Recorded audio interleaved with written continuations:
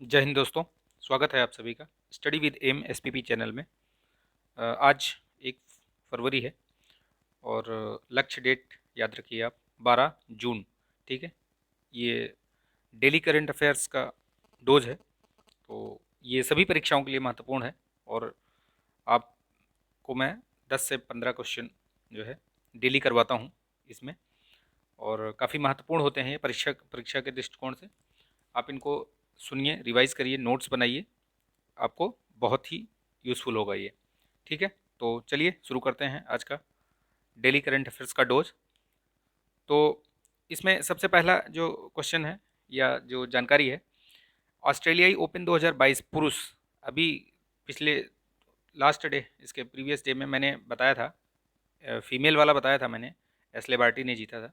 अभी जो जीता है वो मेल का ये राफेल नडाल ने जीता है। ठीक है, तो याद रखिएगा आप, ऑस्ट्रेलियाई ओपन 2022 जो है मेल में जो विनर हैं वो हैं राफेल नडाल। ये कहाँ के हैं? स्पेन। और इन्होंने अपना 21वां जो ग्रैंड स्लैम है ये जीता है, और ये रिकॉर्ड रहा है सबसे ज़्यादा जो ग्रैंड स्लैम जीतने का रिकॉर्ड है वो अब इनके नाम हो गया है। इसके पहले जो है रोजर फेडरर के नाम और ये नोवाक जोकोविच, ये 20-20 थे, ये तीनों लोग बराबर पे थे। अभी ये 21वां ग्रैंड स्लैम जीता है रिकॉर्ड। ठीक है, तो याद रखिएगा, ये भी प्रश्न बन सकता है। और इन्होंने किसको हराया है? तो वो डेनियल मेदवेदेव हैं। ठीक है, मेदवेदेव वो कहाँ के हैं? रूस के। डेनियल मेदवेदेव वही हैं जिन्होंने अभी यूएसए ओपन जीता था कुछ दिन पहले ही, 2021 में, दिसंबर में हुआ था वो। तो उसमें उन्होंने नोवाक जोकोविच को हराया था। आपको याद होगा कि 2021 में, अगर याद नहीं है तो आप ये चीज़ नोट करके रखिए, 2021 में जो नोवाक जोकोविच थे, जोकोविच जो हैं, मतलब एक मिनट, नोवाक जोकोविक या विक जो भी है, ये इन्होंने तीनों ग्रैंड स्लैम जीते थे उसमें 2021 में। लेकिन चौथा जो ग्रैंड स्लैम था, तीन तो जीत लिए थे, चौथे में ये मेदवेदेव से हार गए थे। ठीक है, अगर वो जीत जाते तो वो एक अनोखा रिकॉर्ड होता कि एक ही साल में चारों ग्रैंड स्लैम जीतने वाले वो खिलाड़ी बन जाते। ठीक है, लेकिन ऐसा हुआ नहीं, और इस बार वो ऑस्ट्रेलियाई ओपन में खेल भी नहीं पाए, क्योंकि उन्होंने कोविड से रिलेट वो कोविड वैक्सीनेशन हुआ नहीं था उनका, तो वैक्सीन नहीं लगवाई थी, तो इसलिए उनको इसमें खेलने ही नहीं दिया गया। उनको उनका वीज़ा जो है वो कैंसिल कर दिया गया था। ठीक है, तो चलिए इतनी जानकारी। अब आगे बढ़ते हैं। देखिए, जबलपुर में पहला, देश का पहला जो है जियोलॉजिकल पार्क बनेगा। तो मैंने बताया है कि जहाँ पर पहला वर्ड दिख जाए आपको, उसको आप बहुत ही मतलब महत्वपूर्ण समझेंगे, और उसको याद रखिएगा। पहला पहला जियोलॉजिकल पार्क कहाँ बनेगा? जबलपुर में। एमपीपीसीएस वाले भी ध्यान दीजिएगा, जबलपुर में बनेगा ये। इटली के राष्ट्रपति सेर्गियो माटरेला, ये दूसरा कार्यकाल, ये अभी चुने गए हैं, तो सेकंड इनका टर्म होगा। इटली की राजधानी रोम है और मुद्रा यूरो, याद रखिएगा आप। ठीक है, नेक्स्ट देखते हैं स्वच्छता स्टार्टअप चैलेंज। ये स्वच्छता स्टार्टअप चैलेंज किसके द्वारा शुरू किया गया है? आवास एवं शहरी मामलों के मंत्रालय द्वारा शुरू किया गया है, और ये अपशिष्ट प्रबंधन के लिए, मतलब उसमें नवाचार को बढ़ावा देने के लिए। ठीक है, तो स्वच्छता स्टार्टअप चैलेंज याद रखिएगा, आवास एवं शहरी मंत्रालय द्वारा। ये भी प्रश्न पूछा जा सकता है कि किससे संबंधित है, तो ये अपशिष्ट प्रबंधन के लिए नवाचार से संबंधित है। ठीक है, नेक्स्ट देखते हैं। भारतीय एयरटेल में गूगल द्वारा जो है वो $1 अरब का निवेश किया जाएगा। तो याद रखिएगा, हो सकता है कि प्रश्न बन जाए। एचपीसीएल के नए चेयरमैन और प्रबंध निदेशक बने हैं पुष्प कुमार जोशी। ठीक है, याद रखिएगा। नेक्स्ट, ग्रेट निकोबार के लिए नीति आयोग ने 72,000 करोड़ रुपए की एकीकृत परियोजना की शुरुआत की है। वहाँ पर पर्यटन को बढ़ावा देने के लिए, टूरिज्म और एयरपोर्ट वगैरह बनाना, ये सब चीज़ें वहाँ पे।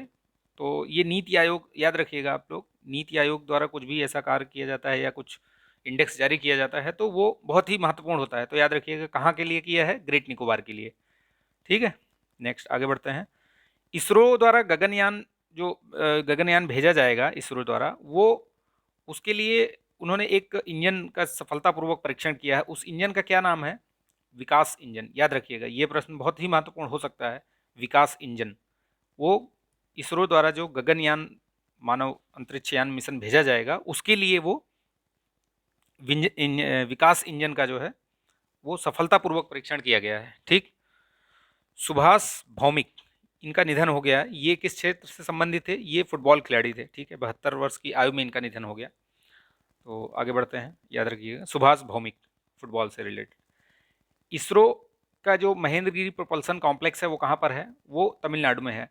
ये जो ये विकास इंजन का जो ये परीक्षण हुआ है वो यहीं पे हुआ है। ठीक है, तो ये याद रखिएगा आप, महेंद्रगिरी प्रोपल्सन कॉम्प्लेक्स, ये इसरो का। आप बताइए इसरो के चेयरमैन कौन है? अभी नियुक्ति हुई है और मैंने उसको कवर भी किया है, तो आप बताइए कि इसरो के चेयरमैन अभी कौन है? ठीक है, राष्ट्रीय महिला आयोग की स्थापना ये कब हुई थी? ये तो स्टैटिक जीके हो गया। 1992 में इसकी स्थापना हुई थी, उसको संवैधानिक दर्जा दिया गया था। तो उसी दिन से इसके स्थापना दिवस मनाया जाता है और ये अभी इसकी 30वीं वर्षगांठ मनाई गई। कल ही जो है प्रधानमंत्री का संबोधन भी हुआ था और राष्ट्रीय महिला आयोग ने अपने कार्य गिनाए, क्या क्या अभी इतने दिनों में क्या क्या किया उन्होंने, क्या क्या हो रहा है, क्या क्या योजनाएं चल रही हैं, वो सारा पूरा एक खाका वो तैयार किया गया था। आप बताइए कि ये, अब दूसरा प्रश्न है आज का कि यूपी की जो ये वुमेन कमीशन है अपने यूपी स्टेट की, उसकी अध्यक्षा कौन है? ठीक है, दूसरा प्रश्न। इसी में आप राष्ट्रीय महिला आयोग की जो अध्यक्ष हैं वो कौन है? वो रेखा शर्मा हैं। आपको याद होगा ये बहुत दिनों से बनी हुई हैं, इनका अभी कार्यकाल भी बढ़ा दिया गया है 3 साल के लिए, तो याद रखिएगा आप। ये एक वैधानिक संस्था है। वैधानिक समझते हैं आप क्या होता है? वैधानिक संस्था का मतलब होता है, मैं बताता हूँ आपको, जिसका संविधान में ऐसी ऐसी संस्था या ऐसा वो जिसको अधिनियम द्वारा उसको संवैधानिक दर्जा दिया गया हो, मतलब कोई अधिनियम पारित किए करके उसको स्थापित किया गया हो, तो वो वैधानिक होती है। ठीक है, कॉन्स्टिट्यूशनल तो वो है जो जिसका उल्लेख संविधान में पहले से ही है, तो वो संवैधानिक हो गई। और वैधानिक संस्था है जिसको कोई एक्ट पारित करके बनाया गया हो उस संस्था को, तो ये वैधानिक संस्था है। ठीक है, असंवैधानिक जो संविधान में जिसका कोई कहीं उल्लेख नहीं है। ठीक, तो ये है। बताइए, आप एक क्वेश्चन और पूछता हूँ, नीति आयोग जो है वो कैसी संस्था है?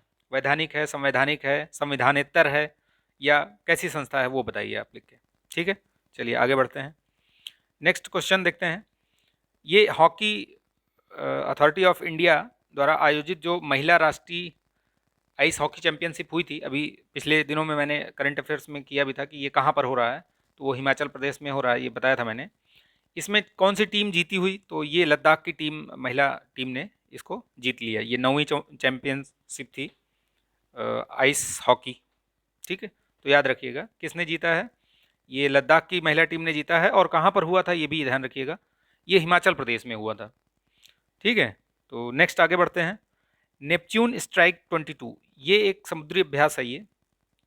ये नाटो के सदस्य देशों द्वारा किया जा रहा है। ये कहाँ पे? भूमध्य सागर में, 12 दिवसीय ये तो याद रखिएगा, नेपच्यून स्ट्राइक। याद, ये प्रश्न महत्वपूर्ण है, नेपच्यून स्ट्राइक, तो इसको आप ध्यान रखिएगा। आप बताइए तीसरा क्वेश्चन कि नाटो का हेडक्वार्टर कहाँ पर है? ठीक है, नाटो का हेडक्वार्टर कहाँ पर है?